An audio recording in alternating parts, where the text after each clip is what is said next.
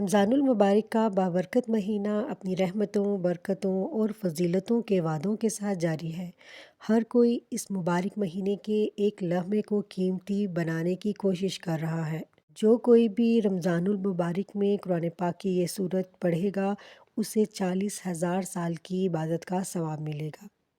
میرے بہت سے عزیز وظائف کر رہے ہیں تاکہ پریشانیاں ختم ہو جائیں، ان کی تنگ دستیاں، پریشانیاں ختم ہو جائیں، ان کی بے روزگاری ختم ہو جائے۔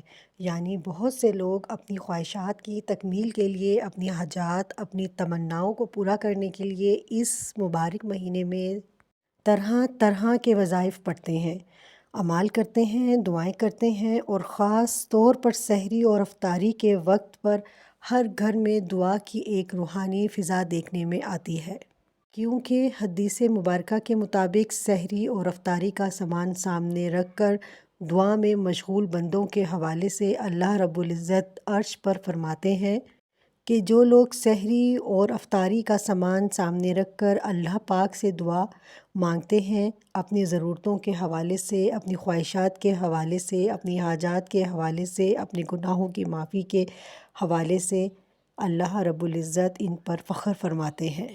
اور یہ وقت دعا کی قبولیت کا بہت ہی خاص وقت ہوتا ہے۔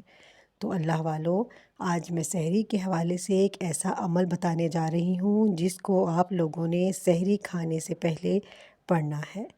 انشاءاللہ اللہ پاک دولت کے حوالے سے آپ کی جیسی بھی پریشانی ہوگی، اس پریشانی کو دور فرما دے گا، آپ کی تمام خواہشات کو پورا فرما دے گا، آپ کی حاجات کو پورا فرما دے گا، آپ کی دعاؤں کو قبول فرمائے گا۔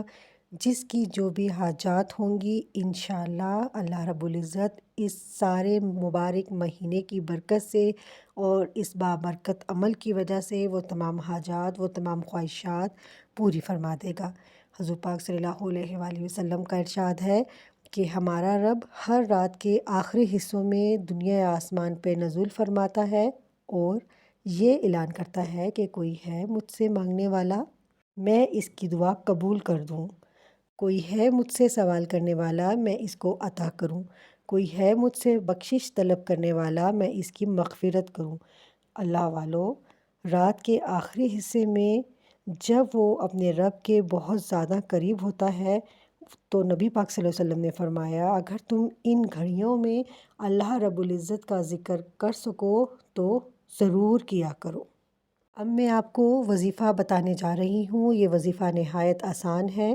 سحری کے وقت آپ لوگوں نے اس عمل کو کرنا ہے۔ سب سے پہلے آپ نے درود ابراہیمی پڑھنا ہے 3 بار۔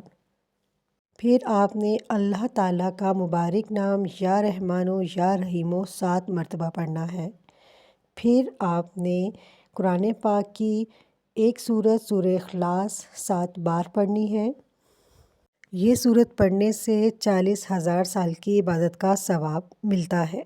پھر آپ نے سورہ کوثر 7 بار پڑھنی ہے۔ آخر میں آپ نے درود ابراہیمی 3 بار پڑھنا ہے اور پھر اللہ تعالیٰ کے حضور اپنی ضرورتوں اور اپنی حاجتوں کو پیش نظر رکھ کر دعا مانگنی ہے۔ اللہ پاک تمام مسلمانوں پر اپنی رحمتیں اور برکتیں نازل فرمائے، آمین ثم آمین۔